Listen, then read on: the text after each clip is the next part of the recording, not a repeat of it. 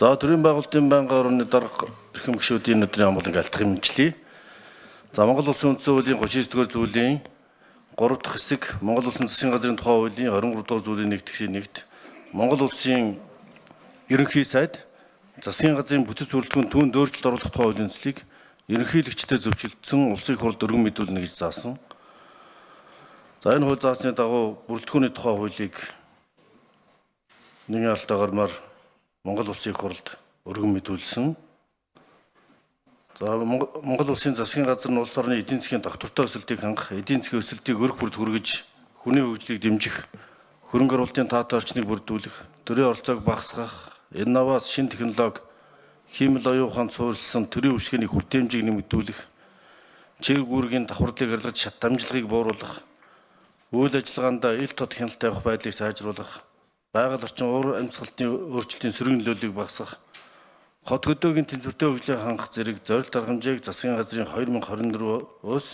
28 оны үйл ажиллагааны хөтөлбөрт тусган улсын хурлын 2024 оны 1-р тогтоолоор батлуулсан. Өнөөдөр ард иргэдэд гадаад дотоод нөхцөл байдлаас шалтгаалсан үнийн өсөлтийн эрсдэл олон бүр дарамт учруулж байна. Өнөөдөр ард иргэдэд цалин тэтгэвэр өрхийн орлогыг нэмэгдүүлэх, боловсрол эрүүл мэндийн үйлчилгээний хүртээмжийг сайжруулах, орон сууцч болох зэрэг олон асуудлууд тулгамдж байна. Сүүлийн үеийн олон нийтийн судалгаагаар 10 иргэн дотмын 4 амьдрал муудсан, 5 нь өөрчлөгдөөгүй гэж хариулсан.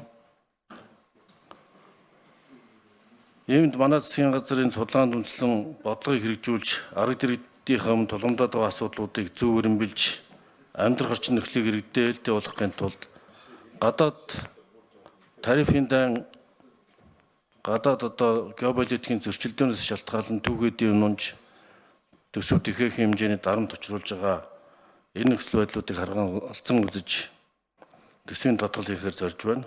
За олон улсын харилцаа геополитикийн горцлон нөхцөл байдал хэвээр үргэлжилж байгаа энэ цаг үед худалдааны тарифын зөрчилдөөн, уул уурхайн бүтээгдэхүүний зах зээлийн үнийн уналтаас үүдэлтэй эдийн засагт үзүүлэх сөрөг нөлөөллийг бууруулах зэрэг улс орны хөгжлийн тулгамдсан томоохон сорилт бэрхшээлийг харилцан ойлголцол тулгуурлан зөвшөлтсөлийн үндсэн дээр шийдвэрлэх, үндэсний нэгдлийг хангаж ажиллах зайлшгүй шаардлага тулгарч байна. За энэ учраас засгийн газрын доктортой байдлыг хангаж, залгамж чанарыг хангахын тулд өмнөх засгийн газрын мөрийн хөтөлбөрийг өөрчлөхгүй үргэлжлүүлэн хэрэгжүүлэхээр шийдвэрлсэн, улсын хурлаар батлагдсан засгийн газрын үйл ажиллагааны 2024-өөс 2028 оны мөрийн хөтөлбөрийг тууштай хэрэгжүүлэх шаардлагатай, сонгогчдын саналыг гээхгүй, сонгогчдын саналыг тусгасан олон намуудын мөрийн хөтөлбөрөөс авсан шигшиж нийлүүлж хийсэн мөрийн хөтөлбөрийг бол өргөжлүүлж ажиллахын зүйтэй гэж үзэж байгаа. Ийм учраас энэ засгийн газрын доктортой тасралтгүй залгамж чанартай байх зарчмыг үндэслэн засгийн газрын бодлогын доктортой байдал залгамж чанарыг хадгалах зорилгоор засгийн газрын бүтцийг зарчмын хувьд хөвөрүүлдэж, бүрэлдэхүүний хувьд ерөнхий сайд засгийн газрын 19 гишүүнтэй ажиллах нь зүйтэй гэж үзсэн. Өөрөөр хэлбэл улсын хурлаас 2024 оны 7 дугаар сарын 11-нд батлсан засгийн газрын бүрэлдэхүүний тухай хуульд өөрчлөлт оруулах буюу тус хуулийн 1-р зүйл заасан засгийн газрын гишүүн Монгол Улсын сайд, хяналт үнэлгээний хорооны үндэсний хорооны дарга, Монгол Улсын засгийн газрын гишүүн Монгол Улсын сайд, бомбын сэргэлтийн үндэсний хорооны дарга, Монгол Улсын засгийн газрын гишүүн Монгол Улсын сайд 20 минутын хот үндэсний хорооны даргатай холбоотой хэсгийг тус хүчингүй болгохоор тусгалаа. Энэхүү яамдыг цөөлж, сольж, нийлүүлж, докторгүй байдлыг үүсгэж, бодлогын залгамж чанар доктортой байдлыг алдагдаснаас илүү эдгээр чиг үүргүүдийг бусад яамдад зохистойгоор хуваарлаж, төрийн бүтцийг цомхон зохистой, уялдаа холбоотой, хариуцлагатай болгохыг зорж байна. Энэ бол зөвхөн хэмнэх алхам биш, харин бодлого хэрэгжилт, хариуцлагын гүйцэтгэлийг нэг цонхонд төвлөрүүлж, институт хоорондын давхарлыг арилгах стратеги өөрчлөлт юм. Засгийн газрын бүрэлдэхүүнд өөрчлөлт оруулахтай холбогдуулан үндэсний баялагын сангийн асуудал, төрийн үйл ажиллагааны ил тод байдлыг хангах нэгдсэн бодлого, төрийн бүтээмж, нээлттэй засаглалын түншлэлийн асуудал, хөгжлийн бодлого төлөвлөлтийн баримтчиг, засгийн газрын үйл ажиллагааны хөтөлбөрийн хэрэгжилтэд хяналт тавих асуудлыг Монгол Улсын тэргуун шадар сайд бөгөөд эдийн засгийн хөгжлийн сайдад, за хууль тогтоом засгийн газрын шийдвэрийн биелэлтэд хяналт тавих асуудлыг Монгол Улсын сайд засгийн газрын хэрэглэх газрын даргын, За хөлийн бүс дэх тээвэр логистикийн нэгдсэн сүлжээг хөгжүүлэх, хөлийн бомтын хөгжлийн бодлого төлөвлөлт, хөлийн бомтын болон стратегийн орд газрыг холбосон дэд бүтцийн бүтээн байгуулалт шинжилгээ асуудлыг сангийн сайдын хотын хэд төвлөрлийг сааруулах, нийгмийн үйлчилгээг 20 минутын дотор авах хүнд ээлтэй шинэ орчин нөхцөлийг бүрдүүлэх, бодлого зохицуулалт, авто замын түгжирлийг бууруулах асуудлыг хот байгуулалт, барилга, орон сууцчлалтын сайд эрхлэх асуудалд тус хамааруулахаар заалаа.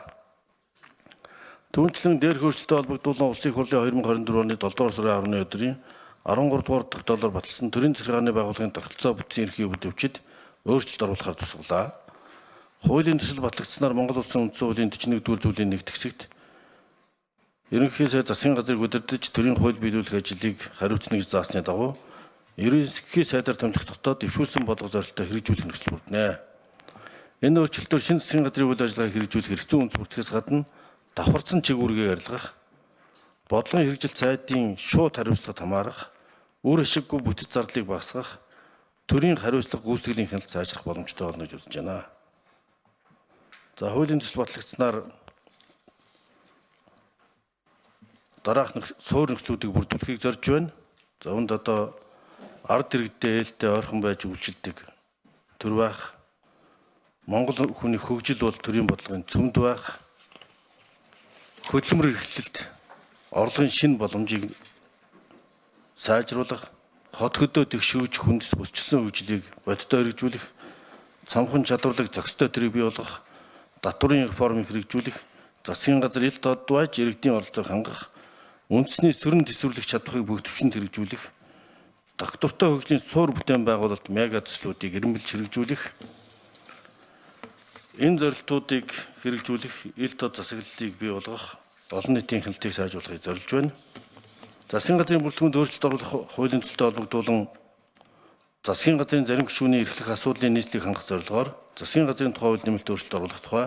төсвийн тухай хууль нэмэлт өөрчлөлт оруулах тухай, төсвийн доктортой байдлын тухай хууль нэмэлт оруулах тухай, засгийн газрын хяналтын тухай хууль өөрчлөлт оруулах тухай, Монгол Улсын хөлийн тухай хууль өөрчлөлт оруулах тухай, нийслэл Улаанбаатар хотын замын хөдөлгөөний төвжирлийг бууруулах, гэр хорооллыг орон сууцчлуулах тухай хууль өөрчлөлт оруулах тухай хууль төсөл болон тогтоолын хавсалтад өөрчлөлт оруулах тухай Улсын хурлын тогтоолын төслийг тус боловсруулсан болно. Хуулийн төслийг хэлцэн шийдвэрлэхийг хэмжүүлээс хүсье.